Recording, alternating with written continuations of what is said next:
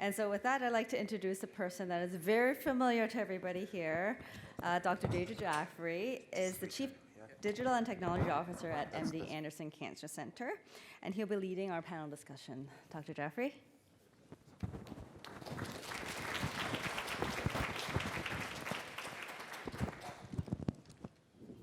Thanks, Tracy. Wow, it's exciting to be back. Hi, everybody. A couple notes. There's some room up here on the right side. If you're at the back and you want to work your way forward, Alex Vitkin, I can see you standing back there. There's a great spot right up here for you, right beside a microphone. You can ask questions. Who enjoyed that presentation? I really enjoyed that presentation.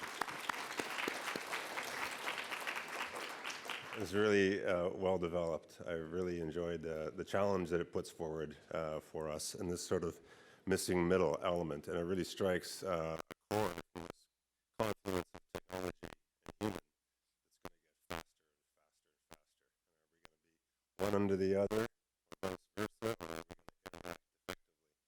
So we have an hour to talk about what James presented, and we've got a great panel.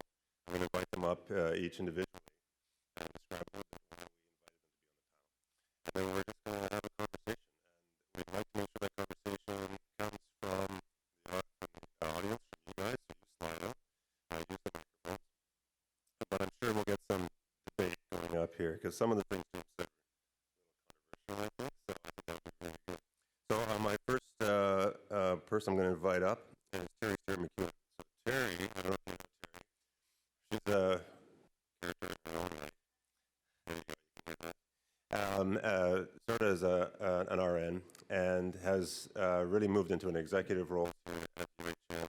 Has a fantastic challenge right now and in the past in bringing electronic systems and digital systems implementation within the hospital. And as an individual who's worked in the clinical context, has fought with technology for years, got quite an experience. But she's been remarkable in trying to match that impedance between the technological side and the deployment side, and currently is co-leading the implementation of a new HIS system here at UHN. I'd like to also invite Albert Fung. Albert Fung. Albert's background is in communications and is working on systems that allow us to better communicate between what's in the machine and what needs to get into the human mind. And we're looking forward to his perspective on how do you help interface that piece. And so some perspectives on visualization, in particular in the surgical context, and an atlas for visualization, which I think will be very interesting to hear about and get that perspective, because the way we receive information with our eyes and our ears, but we haven't really maximized that. And I think there's a huge opportunity there to accelerate our ability to understand. Now we also have Jay Vidyarthi. I got that right? Yeah, not bad. Great, come on up, Jay. And Jay is an individual who really focuses on UX, IX, the machine-human interface. Right now we like to put up screens because it used to be like paper. We put the paper on a digital thing. We call it a screen or a tablet. But what is the best interface? What is the optimal interface? What do those look like? And Jay's known for his work with Muse, helping develop systems that let us interact between machines and humans in different ways. I'll let you talk about that. It's great to have you here. We also have an individual, Chris. Chris, are you here? Of course he is. Chris Stigas, please join us on the stage. Chris is an individual who has taken some of the challenges in his life, in particular here at UHN, and worked with UHN over the past several years, both as a patient, but now as a patient advocate, and taken that experience and helped us in so many ways in advancing patient portal, giving perspectives on how we need to make better interfaces between humans and machines in the context of healthcare. So thank you for joining us and bringing your thoughts and advocacy. I look forward to your comments for the panel. The last individual is, of course, Taymaa. Taymaa is a surgeon. Please join us. She's a surgeon at University Health Network, Princess Margaret. She works in gynecological cancers. But Taymaa has a very wide experience and is kind of in many ways the provider side. She works in the scientific domain. She's a scientist. She's a clinician, and in fact interfaces with humans all day long in the delivery of care. But simultaneously, she's in the OR using robots. And that combination is kind of from one end of the spectrum to the other.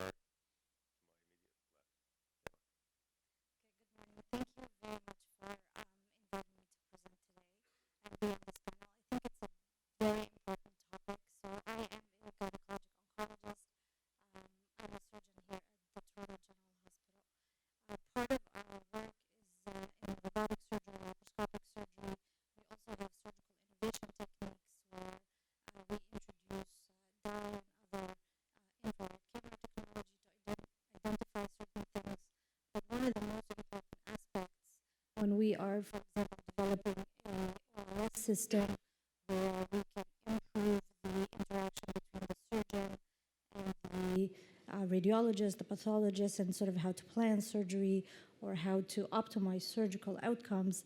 One of the biggest issues for the surgeon is the decision.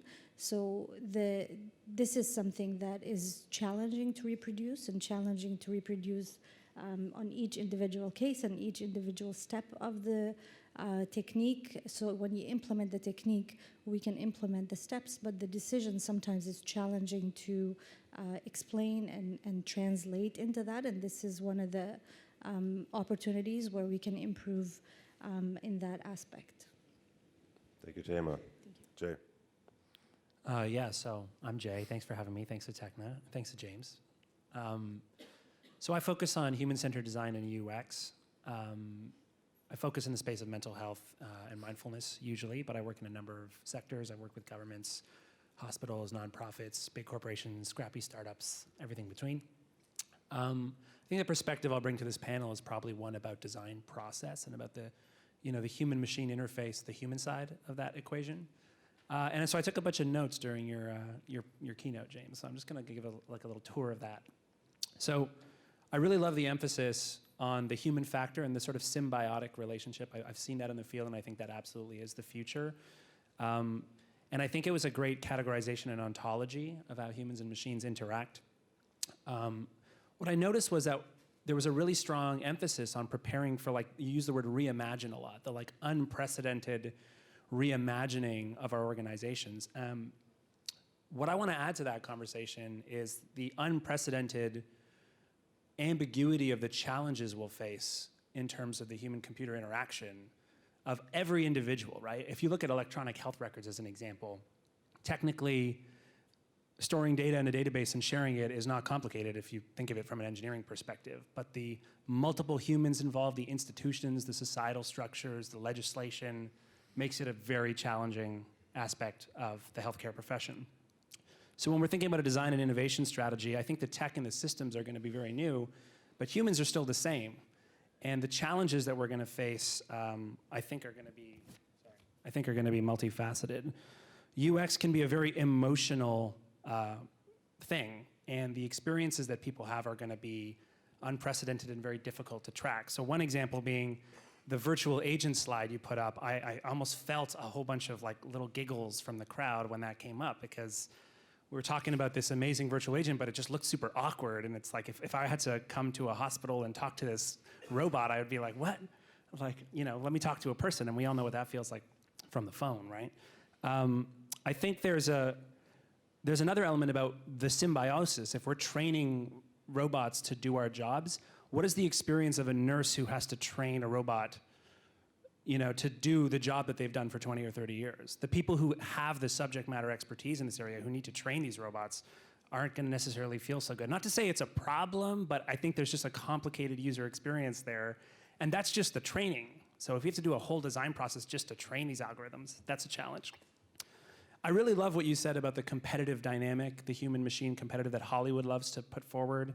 And I agree that collaborative approach is real. But I think our storyline is actually going to be the one you talked about around unintended consequences. So you put up HAL 9000, and when people think about unintended consequences, you think about sentient robots coming down that escalator and trying to kill us all or something. But I'm more worried about what's happening. I'll watch for that, okay? If that's not yeah. Can you keep an eye out? Just, because I'm focusing on the crowd. So I'm watching that one. So I think what we actually need to talk about is what's happening now.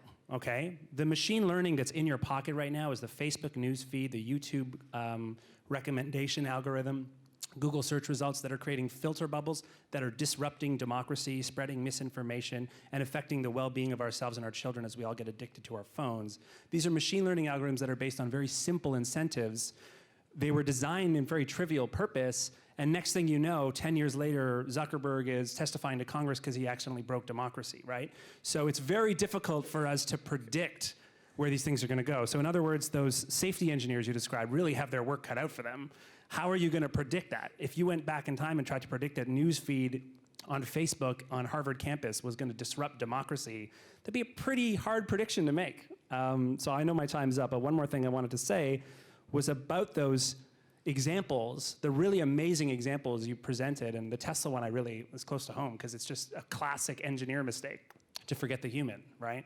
But the examples, the YouTube recommendation algorithm tends to draw people, it's been shown, tends to draw people to more extreme viewpoints.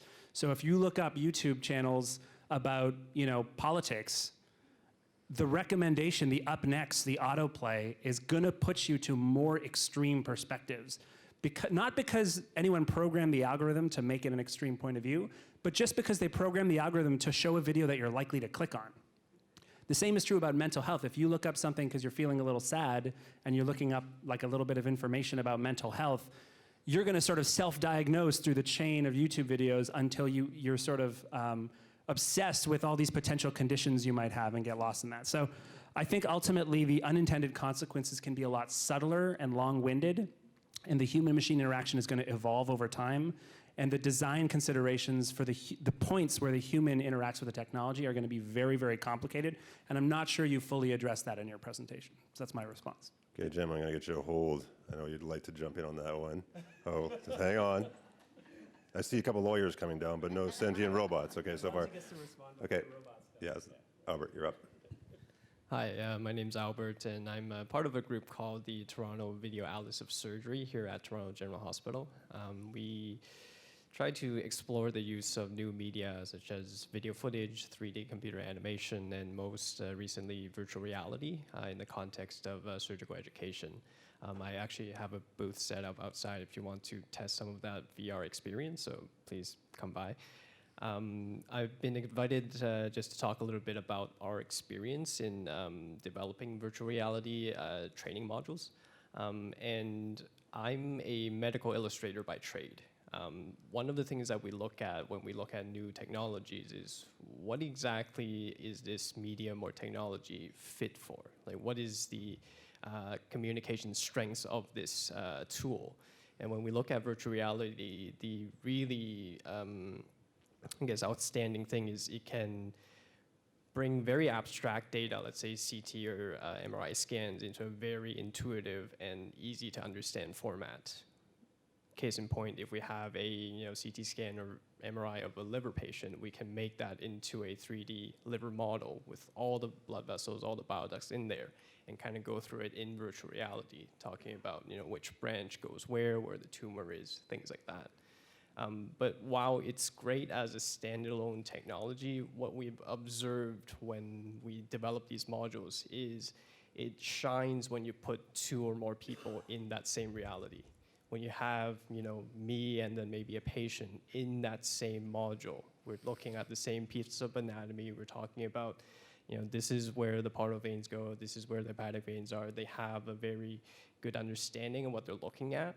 But more so, let's say we put a senior surgeon and a trainee talking about surgical plan. How do you resect this tumor without harming certain vessels? It's very intuitive, and it's just kind of breaks a lot of the translation barriers.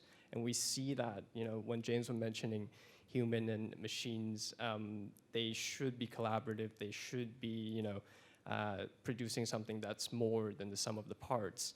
This is what we see is the conduit between humans and humans is what virtual reality shines in. You share that reality, you share the experience, and you just have a very much more level platform to interact on. And I'd be happy to kind of talk a little bit more about that, or you can experience it with me later.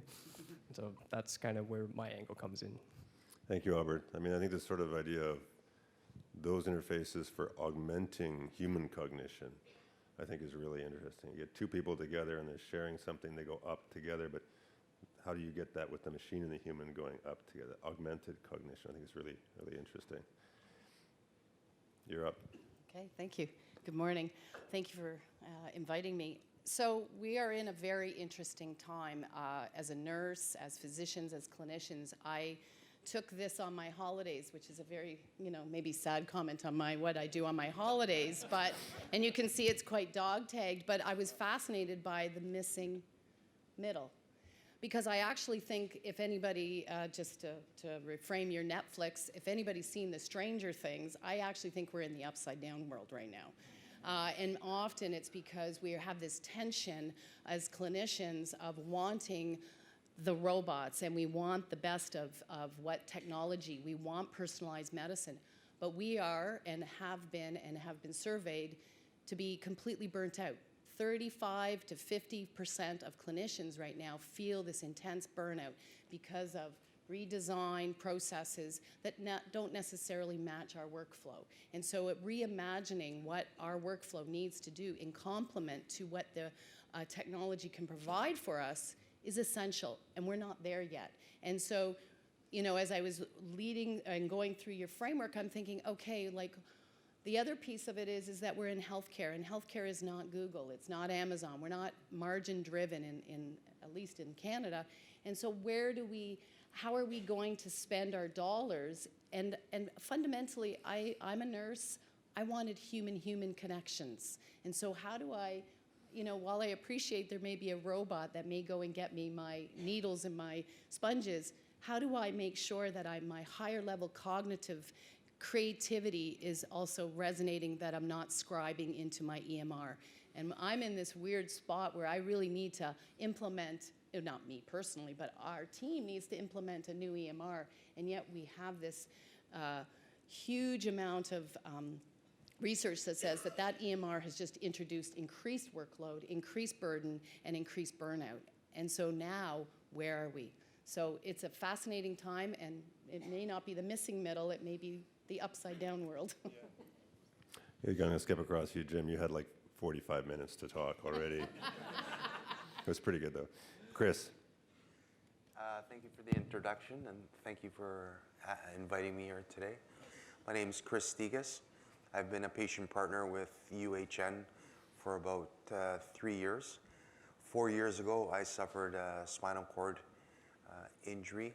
That injury took me through probably the full gamut of the healthcare system, from the 911 call, ambulance ride, emergency surgery, ICU, inpatient, outpatient, transitional housing, and then finally rehab and the community. So I've had multiple interactions with just about every service in the healthcare system through that.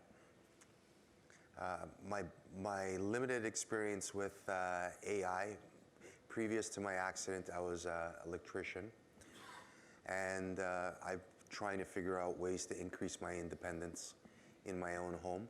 So I've managed to hack into some Google products and mix them in with some other off-the-shelf electronics, and now I can control opening my door with my voice. I can control the height of my table that I eat at to be at an ergonomically correct position for eating, and then a different position for viewing a screen, and I can do all that from my voice. And that's such a huge piece for people that have limited hand function and can only use their voice, to be able to not have to rely on somebody else to come in and let them out of their house or to get back in. And I'm keenly interested on the subject today, and I look forward to discussing everything with everybody on the panel. Thanks for joining us, Chris. Yeah. So maybe I'll let Jim try to respond to some of the comments. I think they were very positive, but there's some challenges in there. Go ahead. Let it rip. I'll just briefly comment, I guess, on the challenge part, and then turn it back over to the panel. So I'm flying in today from Silicon Valley, and I live in San Francisco. And one thing that I have observed over the past several years is, of course, in Silicon Valley, we have some of the most brilliant, genius technology companies in the world. Although, of course, many or most of them are now setting up shop here in Toronto as well. The true leaders in areas like machine learning and deep learning, AI, that are way out ahead, such as, Facebook was mentioned, Google.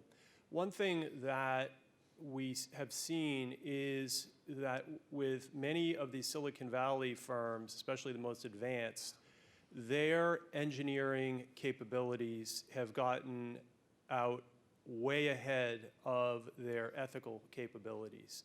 And there hasn't been a a realization of this until the past year or two.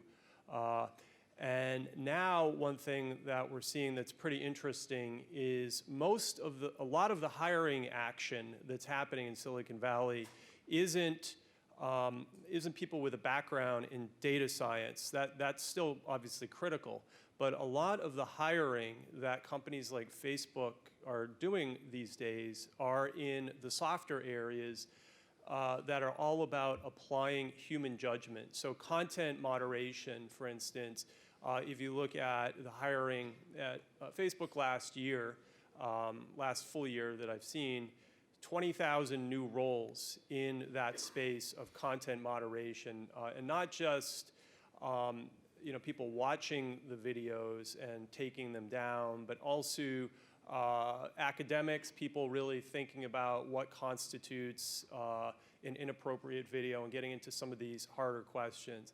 I think the insight, and I've heard Silicon Valley leaders say this, is that we thought we could rely on AI to police other AI. And we realized we can't do that. There has to be humans in the loop applying their judgment in really sophisticated ways. So that to me is a change. However, we're still, so these companies are now playing catch up. I think that there's a lesson for everyone in this room, anyone interested in technology, is that the technology, the engineering side of the house has to grow up alongside and in tight collaboration with the kind of the responsible AI side of the house, the ethical side of the house, where you have people in there applying their ethical reasoning and judgment.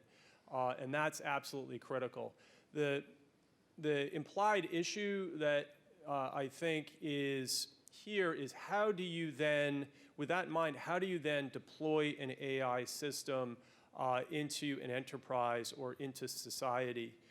One thing that we see that's absolutely critical is you don't just develop a brilliant algorithm and then put it into a social media platform and scale it globally. You don't do that.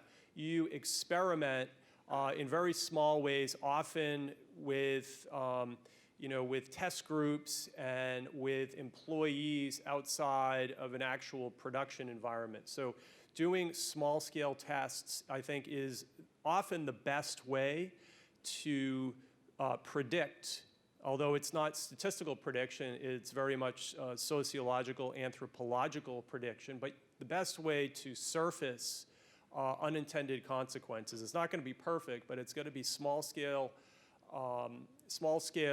tests, and then you build from there. Just to give a quick example, so this week or a couple days ago, I just published a new article on symbiotic systems in MIT Slow Management Review, and that article is based on a global experiment that we did. It's fairly small, but it was an experiment with medical chart coders. And we did it as an experiment. Though 14 healthcare systems were involved, none of the experimental results or outcomes actually fed directly into those healthcare systems. It was all kind of done as a separate kind of skunk works experiment. And the thing that we really saw in doing this was it wasn't just about getting the retooling of the system, of the medical chart coding system that they were using right. We did retool it, but the thing that, and it was a knowledge graph system, an AI knowledge graph system. The thing that we noticed was it was absolutely critical as we were working with these medical chart coders to get their feedback early on in the experiment, to find out how they felt about working with this knowledge graph AI system. One thing that we saw in the first 3 or 4 days after implementation was that they had a mindset that the AI was superior, that it was this kind of was unfathomably smart relative to themselves and to their colleagues. And when a mistake in chart coding was made, they would blame it on a colleague. So if they spotted there was an inaccuracy that hadn't been picked up, they would blame it on a colleague. And we'd have to go in and say, actually, no, that was the AI making the mistake. And that really changed their mindset around the AI. And there's kind of an unintended consequence piece to this.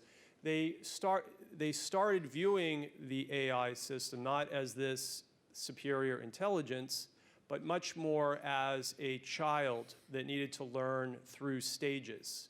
And that actually is a more appropriate model, mental model for working with the AI system and for training it up. But we never would have known that mindset had we not done this experiment and really sought direct feedback from the team of medical chart coders, some who were in Ireland, some who were in the Philippines. They were kind of all over, but there were these universal things that we saw happening there. So I think that's absolutely critical. You think it's about nailing the technology and getting the technology design piece right. In fact, maybe the more important thing is surfacing the user feedback early on, day one. There's this hidden life of how we think about our interactions with these machines, and a hidden set of assumptions that we bring to bear on day one. And we need to understand what those are before just assuming that these systems are going to run on their own and we can just slap them in. So, yeah. Okay, that really speaks to one of the questions that's on the highest on the board is around bias and how do we sort of help manage this kind of runaway train, reinforcing whatever we're exposed to in the learning algorithms. We've seen that in terms of interpreting natural language and the differences in bias from a gender perspective. We know that's well. So the idea that you're suggesting is that people have talked about machines compensating the machines, but we need more than that.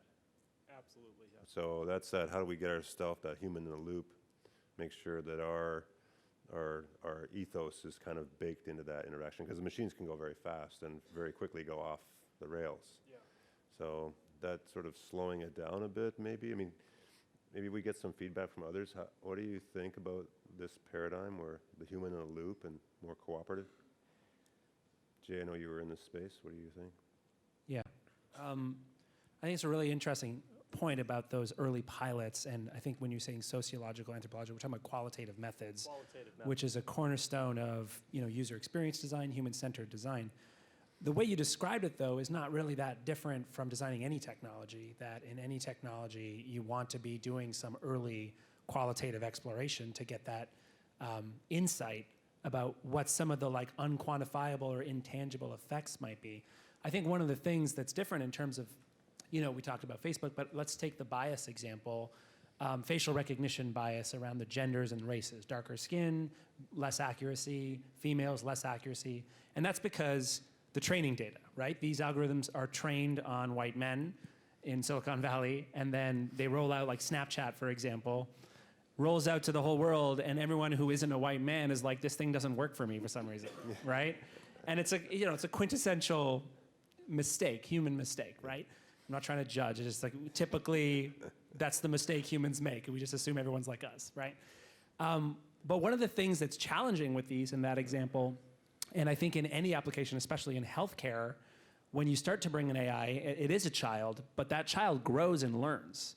So the standard methods I might use to design an app that's in the App Store, where we're doing that kind of sociological assessment at first, figure out what the experience is like, and then launch, we have to do that. I don't know how. We would have to do that every month, and we'd have to do it on larger and larger scales. I mean, the entire problem here is that your actual scaling launch that's spreading out into the world is an experiment, because it's almost impossible to know how this thing is going to learn. And the other example I'll draw your attention to is some of these chatbots that were built up, like Microsoft is an easy example to beat up on, but they just basically spent months building Tay, a Twitter chatbot. They were all excited about their launch date. The launch date came. Within 24 hours, it was spouting racist and homophobic slurs on Twitter, right? So that's in a day.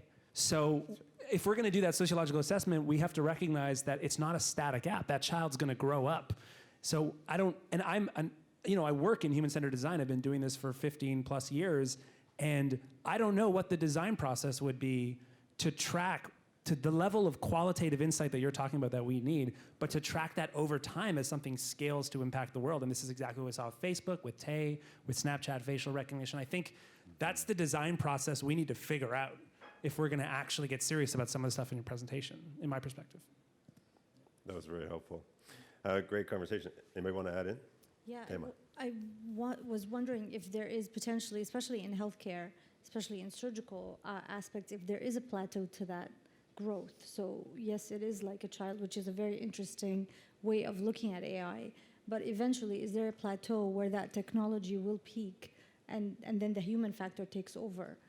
There are a lot of amazing aspects about AI and how we integrate those into surgical practice. I was at the Da Vinci Robotic Center in Atlanta on Friday, and we had a training course for fellows, which is fantastic. So they learn all the new technology, how to perform, how to adapt new technology into surgical practice, but there are certain things that you cannot translate into technology. And I wonder, as we build, if there is a locking mechanism for safety, because the human cost is real. And at some point in human interactions, when the AI is making medical decisions or participating, so to speak, in a medical practice, should there be a safety mechanism where at some point the human takes over and there isn't a decision that the AI should or can make? I think there absolutely should be, but nobody is thinking about the types of problems that you just described, where AI gets to a certain level of performance, you decide to move that system from Canada down to the US and really expand the scale of it. There needs to be somebody in charge, responsible, working with policymakers, working with local governments on how that technology is going to be deployed, as it grows. So it's not that it should just happen autonomously, this growth. There really needs to be somebody in there monitoring the scale and reflecting on whether and where there is bias. The other thing I'll just quickly point out here, and I think it's an important point from a data and AI perspective, is there are certain domains where bias is getting the wrong data sets in there is a huge problem. And there are many other operational domains and research domains where it doesn't matter so much. The only thing that matters is the outcome. So if you're talking about a chemical processing plant and you want to reduce the carbon emissions of your product, say, and that's the only thing you care about, and there's not a human that's going to be directly affected, then that's not an issue. So let's focus on that subset of issues, particularly in evidence-based and regulated industries where this is a real problem. I think right now we're spreading, not on this panel, but more broadly across the technology community, we're spreading our attention too widely on the problem of bias and not zooming in on the sectors and disciplines where it really matters the most. And if I could comment about that, I think that's, the perception, I think, in healthcare is resistance to some degree around technology. But I do think part of our resistance is more around the ethical piece of it. We know at the end of it, it is a human being, in that we are caring for a human being at the other end of the spectrum, and we don't want to put that in the hands of something that may go awry. And I guess, how do we address this going forward so that it isn't? So currently right now, we know that in the health field, there's tons of pop-up shops. I have an app for this, I have an app for that, I have all that, but at the same time, we don't know what the unintended consequences may be. Does that patient really want to enter their data into an app, have a virtual nurse come back and say, I notice you're doing okay, see you in a month, versus I just want to hear a human voice who says, how are you doing, Terri? Are you okay? So it's an interesting time, but it's not about resistance. It's just about that we know that there's human beings, and this is that human-to-human interaction that we need to Terri, amplify. I know you well, so are we sure? I mean, I've interacted with a lot of humans, and they don't always do what I'd like them to do. Well, this isn't about what I want them to do. But I mean, are we sure that the human interaction is so good? I mean, I don't know. I mean, we don't get always the right answer. It's not always clear what was communicated. I'd like to ask the question again for clarity. They're busy. They're off to the next patient. I mean, when we rolled out my UHN here, people love that direct interaction, and they can go back and they can read it again. And Well, so that's actually I'm a wondering, perfect example. Is it true that patients want more human interaction? I'm just going to like throw that out there. I mean, No, but I think they want more meaningful interactions. And so I think that my point would be is around resistance to change by clinicians is about how do I get that higher meaning? And you really do talk about that in that missing middle about how to amplify that real human to human. So use my higher order cognitive and creativity about empowering our patients with the right information, but it doesn't take away from that human to human piece of the puzzle. So you're right. No, so let's kick around the panel. Let's talk about this human or machine human. What do you think people want? It won't necessarily be one answer. There could be different contexts that you want different levels of interaction. But I'd like to hear the panel's thoughts on that. I mean, Chris, I'm sure you have an opinion on this, as well as everybody else. I mean, I have an opinion. So my personal experience is that after my accident, I quickly realized that in order for me to maximize the quality of my life, I had to manage my injury. So there's certain procedures that I need to manage multiple times a day, and the most prevalent is my bowel and bladder management. So people that, my caregivers that come in and help me manage these things are different people every day, and sometimes the regular people will call in sick and there'll be alternative people, and sometimes those alternative people won't be available, so it'll be agency people, and their skill set can widely vary. And then what that means to me is that if they don't perform a procedure with clean hands, or if they don't do it right, then I'm susceptible to UTIs, I'm susceptible to incontinence. That means I have to return home, have to change, it just sets off my whole day. And it really puts me in a constant state of anxiety if I know that I'm not gonna I really try hard to manage my own self, and when I feel that's not reciprocated on the other side in my home, I almost would rather have AI come in, and I know it's going to be 100% every day, and we're going to get it done. Okay, here we go. In my schedule, I can be in and out. I can plan what I'm going to do the next few hours, and I'm good to go.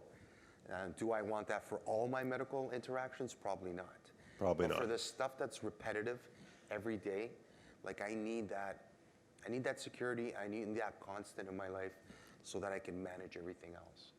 Let's keep going on this topic. Thanks for bringing it up, Terri, by the way. Anybody else want to jump in on that? Yeah, I think from the implementing some of these technologies, from the design perspective, that's exactly it. And I appreciate you calling on Chris for that, because we don't know the answer to that question. It depends on the context, depends on the procedure. And that's why the implementation of these technologies is going to rely on that kind of qualitative approach. So if we are hearing an idea about something to deal with incontinence that's based on AI, that's a huge project about getting tons of patient perspectives, building early prototypes, getting that qualitative research to explore what the experience is like, what's good about it, what's not good about it, having that prototype be low fidelity enough that we can iterate quickly. And I think honestly, in my career, the biggest mistake I see entrepreneurs making and leaders making is the hubris of assuming they know what people want, the hubris of assuming that we on this panel can figure out the answer to that question, versus the humility and hard work it takes to spend, 3 to 6 months in field work to go and immerse yourself in the context, even if it's a narrow specific problem, and also the humility to recognize that your solution there might not be generalizable to other medical procedures, which I love that you added at the end there, Chris, which is like, well, this one particularly, but what about other things? Maybe it's different for other procedures I get or other interactions I have. So I think that's really great. Taymaa, as a practitioner, are you okay with the patients like interacting with the machines if it works for them? And is that okay with you? I mean, like, Yeah, of kinda course. your wheelhouse. I think there are AIs that are extremely useful, and in today's era of surgery and clinical practice, I can't imagine how we would function without that. However, I think one of the key issues is also understanding that humans are different. So what works for Chris may not work for John and may not work for somebody else. And every person has their own personal need and comfort needs and what they feel is an important aspect in their care. And I think that's key as well. So I personally spend different times with different patients based on what they want. And you kind of have to read people, and we don't do it perfectly every time, but it's one of the skills that you try to have is to understand what is that person's need, and then I'm going to cater to my patient's need rather than go in with an agenda to say, this is exactly what we're going to do every single time with this cancer, which is, I think, is an incorrect approach. There are certain things that are not modifiable in medicine and in surgery, but those are very few. Everything else is tailored towards the person, including the discussion, including whether you actually lean over, whether you feel, sometimes you feel a moment and you can hold a hand with the patient, and sometimes it's not appropriate. And it really is person dependent. So some people have a different type of personality, and I think all of us in this world, there's 7 billion people, and everybody is truly unique. I think that's a huge challenge for the industry to identify what works for each person, let alone what procedure. Taymaa, I think you hit it on the head. So, Jay, you said field work, 6 months. Okay, every patient's different. That's 6 months with each patient, is that right? We need machines to help us understand what people want. Because we can't solve what they want unless we know what they want. So how can the machines help us figure out what people want? Because that's would be success.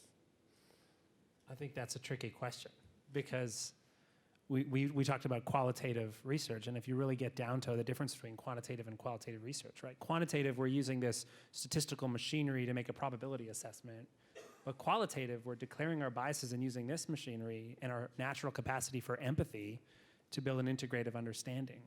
So you're walking into the hard problem of AI when you start talking about how we might use a system to empathize with people. And yeah, 6 months is just a number I threw out there. It depends on the problem. I think the incontinence problem could probably be 1 month, right? But you're talking to a lot of people. You're not doing, you're trying to go and observe this with a lot of people and showing those prototypes. But I think it would be, you're walking around the line that James skillfully avoided because you didn't want to talk about like sentient robots and consciousness and all this stuff around AI, because that's the misconception side. But you sort of walked over that line when you asked that question, so it's a hard one. They call it the hard problem. Okay, James, we're across the line. Bring us back or take us further. Yeah. You have a choice. I do think that we, from a technology standpoint, we're in a really interesting period right now where natural language processing, natural language speech generation types of technologies are getting much better. They're not great yet, as we all know, if we have Alexa in our kitchen, but we're gonna see a lot of improvement, particularly for specific tasks, like it might be interacting with a patient dealing with depression in the next 2 to 5 years because of advances in natural language understanding, speech generation, and so forth. So we're going to be up against some really interesting questions on this issue. Do we let the intelligent agent manage the conversation end to end? And we're seeing a lot of examples of machines that can do that now. There's one called Coco out of MIT that right now can have a pretty sophisticated conversation with a patient suffering from depression. The thing with a lot of these systems, though, is they can also detect tone of voice, and we know from other domains that they can then, if if they detect frustration or real sadness, they can then kick the conversation over to a human expert. So the question is, when do they do that? And should they do that? Does it vary by person, so it's a personalized system in that sense, or is there a universal statistical model that we can develop, during this conversation, here's the right time to kick it over to an expert. So this is going to be an area that I think we need to track pretty carefully in the next This is a real few area years. too. I mean, in the context of radiotherapy, for example, depending on the byproduct of the therapy, you might lose eyesight or hearing, but if you're a musician or a visual artist, that conversation between the clinician and the patient is very personalized. So how do you extract what the human wants given the constraints that are possible? Right. So that dialogue, I mean, you can't spend hours with every patient, but maybe a machine could interact and show what the future would look like given that intervention, and then go back and forth several times over a week. And that, we don't have the human capacity to engage in that, but a machine could. And so that degree of personalization, because then we get on target, because right now it's all tech, but how do we get on target with success? So that's a real daily conversation, I'm sure, in surgical Getting on oncology target every day. Getting on target isn't going to just happen by accident. Right. There has to be human intentionality. There has to be somebody who this is the first bullet point in their job description is focusing on this problem. It's qualitative researchers like yourself but you're going to need a lot more of folks like you thinking about these types of challenges. Can't be kind of outsourced, Right. type of thing. So, yep. I mean, that's what in this middle, what do you call it? Missing middle? Missing middle, is that like, what do you want? That's Yes. the kind of question that you want to be able to get from the customer side, right? So we have 15 minutes more, 12 minutes more. Anybody have questions, please feel free to stand up. I think a microphone will come to you magically. We have Real Intelligence that'll bring it to you. There's one hand up at the back, so any of our Real Intelligence support system. Another one up in the front. So this dialogue will continue a little more. I think it's great space, really good. Okay, Paul Sentier. Always an enlightened comment from Paul. Yeah, I wouldn't fail you, David, even though you're an outsider now with us. So, listening to the conversation, the way I was going to word this question has changed through this dialogue discussion, but it was originally motivated by James when he started talking about the speed at which industry is moving and the need for industry to actually be taking over the training exercise and preparedness of its employees to deal with this, a traditional role that academic institutions have typically taken. So my question is and then motivated by the point of the need to go out and look at talk to 30 to 60 end users and really understand what this product is going to be and how it interacts. That's typically not how academic institutions like universities have worked. They cram a bunch of theoretical knowledge into 4 years, and our students are very ill prepared to do that, and obviously and ill prepared to work in an industry like this. Given that knowledge is now moving somewhat out of academic institutions, the bastions of knowledge and where that knowledge resides is moving in the cloud and easily accessible. I'd like James and perhaps any of the others to jump in here from your perspective at MIT to comment on how far are universities behind the game in preparing our trainees for this brave new world, which is moving real fast, according to you, and by 2022, it's going to be some dramatic transformations. I know here at U of T, we lag deeply behind. We're not the worst in the world, but we're certainly having difficulty motivating our faculty to understand. What do you do at MIT, or what have you seen at MIT, and what have you seen around the world as great examples for academic institutions to be better preparing the ecosystem for what's transforming here? Well, I'm at Accenture, not at MIT, but we do a lot of work with MIT. We have collaborations with MIT, with Carnegie Mellon, and a lot of the top technical schools around the world. I think that's part of the answer, is really building up those industry academic collaborations. In the academic sector, working with instructional designers, getting them on board, going into classrooms, even if it's a theory-heavy classroom, and figuring out how to translate those insights out to industry is a trend that we're seeing more of. How do you, if you have a class on machine learning, like the introductory class on machine learning at Stanford or at MIT, how do you make that consumable by mid-career business professionals that have a background in computer science? There's a lot of people working on that problem now, turning those intro to machine learning classes into nano degree programs or into online programs. And then working with companies like my company on, are these useful programs, and getting that feedback and improving. So I do think the key is don't give away your core. Don't go away from basic research and teaching those fundamental classes, but ensure that there's strong collaboration with industry, with government, and so forth. I think it's all about being a boundary spanner these days.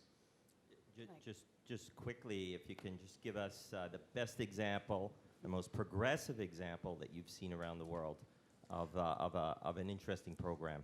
Well, my best practice example is the initiative on the digital economy, which is run by an economist named Eric Brynolfsson and Andy McAfee at MIT. They have a great program. They bring in business leaders from all over the world several times a year, and they say, hey, look, here's what's going on in the world of basic research. What are you guys seeing? So there's a real good back and forth between academia and industry.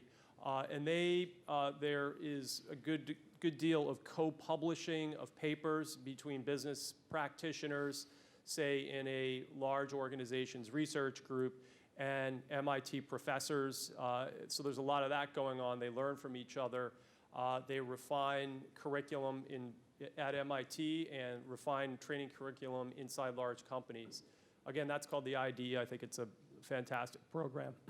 Can I comment? Yeah, of course, Terri. I totally agree with you. I think, in this space, where do nurses get trained, where do physicians get trained, where do physios get trained has not changed fundamentally in any way. And students are still coming out very ill-prepared to understand what this moment may look like. So I don't think we're anywhere close to getting in that space yet to prepare our trainees or our graduates for this environment.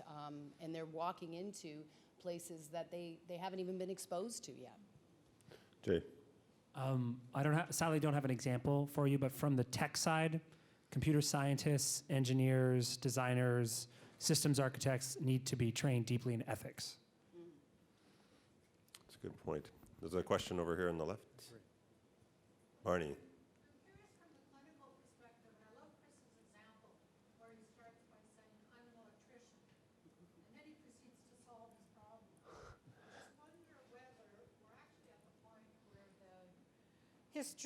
The history physical assessments that clinicians do also should include a dimension around technology, computer literacy. Are you an electrician? Can you hack into your own system? And I guess Chris, it's more for Chris perhaps and Taymaa.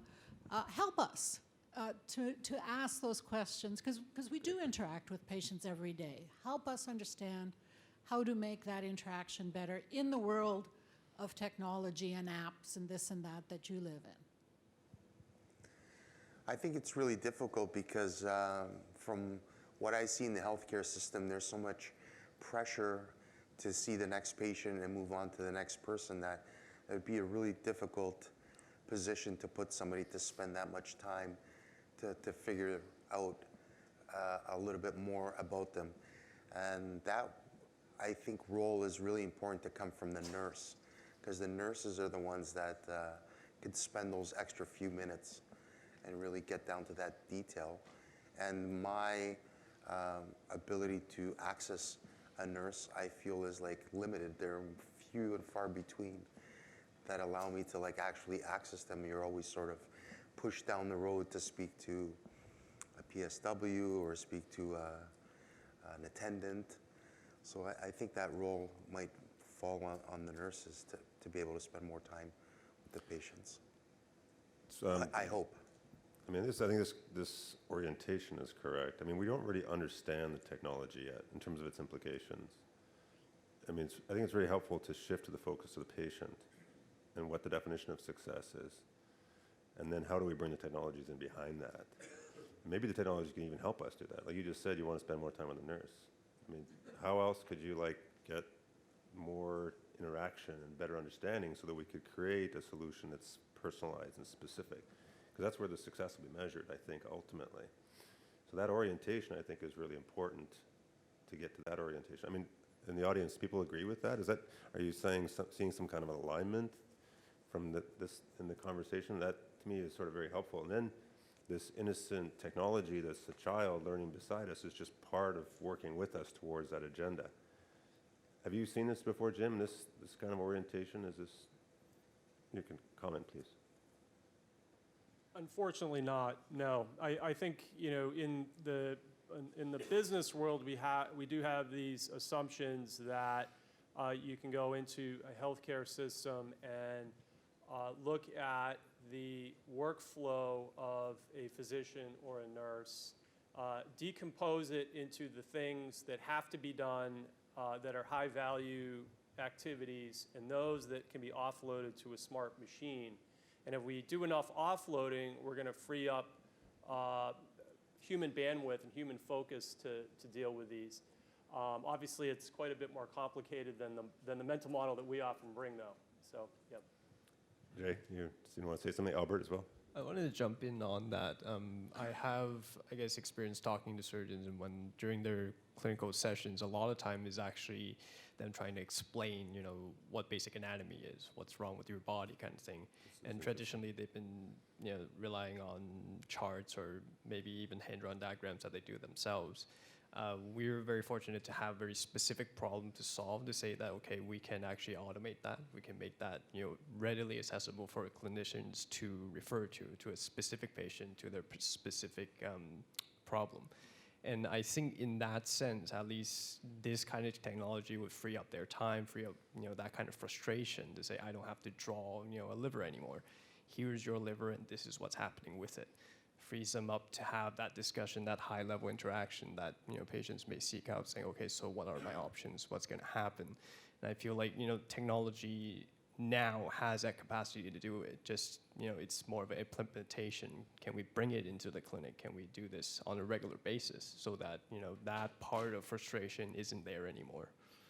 I mean, that's very powerful. I know some people who are working on VR systems, the gaming technology that lets them try to make choices. I mean, whole brain, targeted therapy, what am I going to lose? Cognition, trying to understand the impact of the choices on their life moving forward. They may do it multiple times because it depends on their early morning, or have they eaten, are they hungry, are they on a Mars bar? I mean, these things all affect how you make your decisions.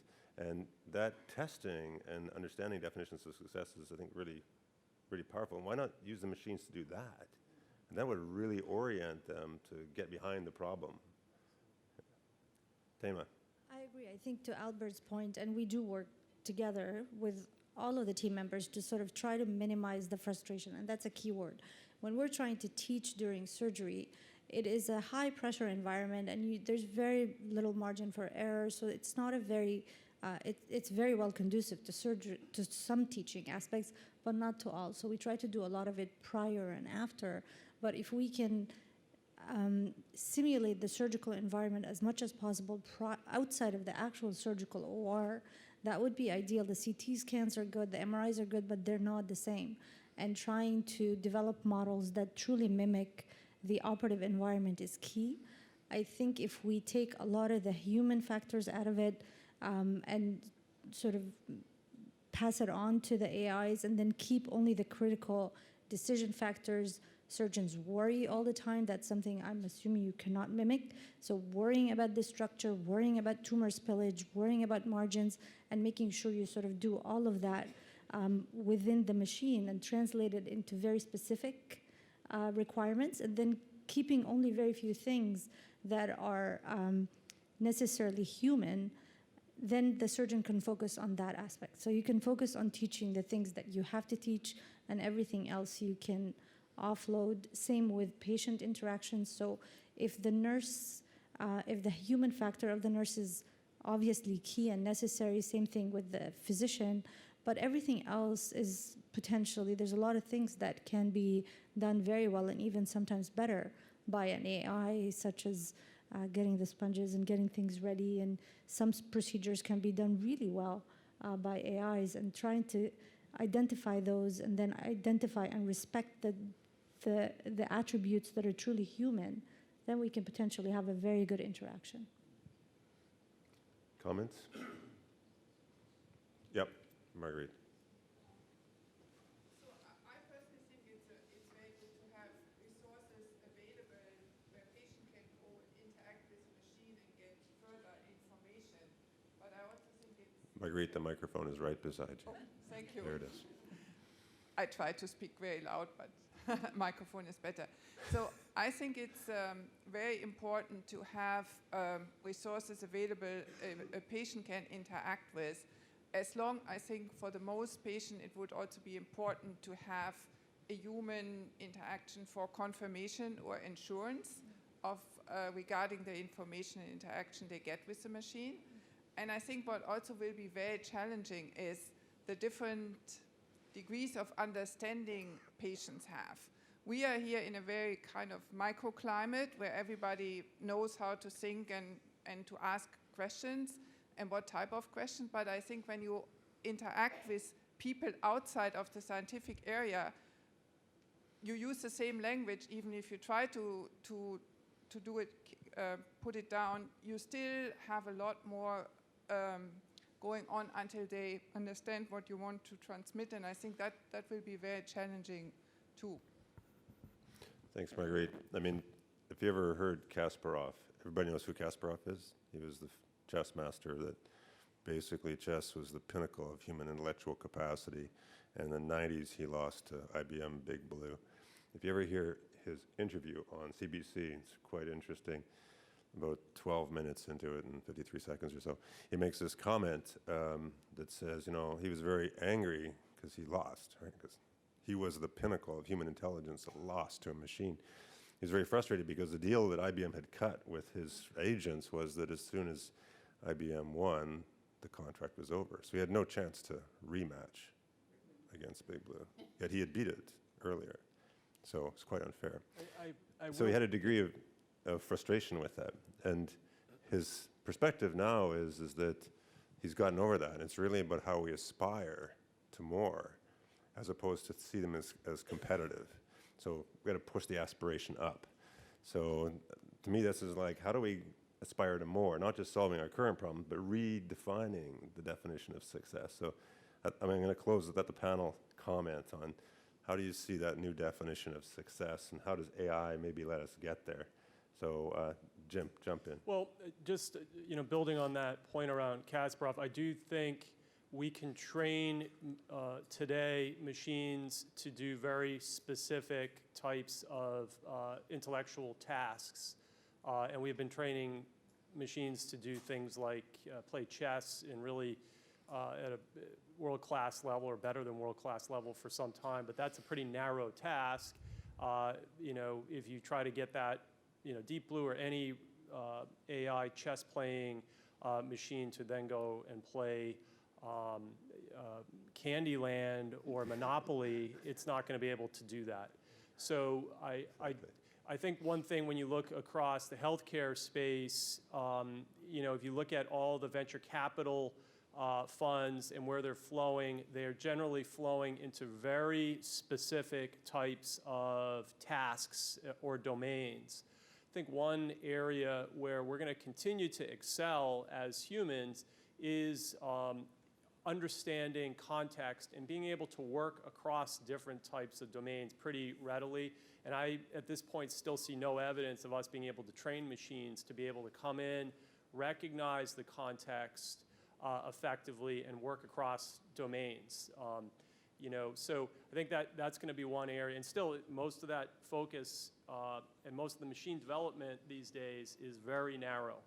So I'll just point that out. So success is continuing to know what we're great at as humans. It's being able to spot things, often without a lot of data, and being able to make intelligent decisions, being able to go in and size up a situation, understand that a patient, needs a certain type of attention and what their needs are, and working across patient to patient. But it's interesting in the mimicry of the machine of the human strikes the human as well. It's more than I thought. But we now need to put it in its place from a sort of spot welding problems perspective. Exactly. But then Kasparov's point is like, how do we get this spot welding working to our advantage rather than see it as a strike against us? It's a very interesting position that you took. Let's keep going. We'll wrap up. We got just a few minutes left. Jay, you want to comment? Yeah, sure. If you compare chess to healthcare, there's obviously some strong distinctions there, but I think there's something that I'm kind of picking up on, and I kind of rely on you as in healthcare to help me make this point. But there's some problem that's already occurring even without AI, which is this problem of like intense focus on rationalization and quantification is resulting in some outcomes which prioritize the human being as a physiological body over the subjective experience and quality of life. And you see this in like really key procedures and palliative and stuff like that. So in some sense, one of the questions we're going to have to face is like AI is by definition going to scale up that problem, the quantification, the data-driven piece. Even without AI, we're having a hard time thinking about what death looks like in terms of the physiological maintenance of the body versus the potential psychological or even spiritual transition, and that's without AI. So in the context of death and major procedures and decisions, AI is only going to scale that up because it has a purely rationalistic, data-driven perspective. So, I'm not sure what it's like to be a clinician, but I assume this is something you face every day. And wherever the AI manifests, I think it's going to be relevant to that conversation that's already happening. So we crossed the line for time. Any other comments? Taymaa, Albert, Chris, you want to give us the last word? Earlier, I said that I would almost prefer the AI interaction, and then to the question, I said that I'd like to spend more time with the nurse. And I think where those two pieces meet is that I would like the repetitive stuff that can be offloaded, then that stuff would go towards AI, and then that would free up resources and time for the nurses to be able to spend that initial consultation to get to know me better and to get to know the patient better, and then decide what repetitive stuff can be offloaded and have that human interaction with her. Perfect summary. Okay, with that, I'd like to thank the panels for their comments and Jim for a great talk.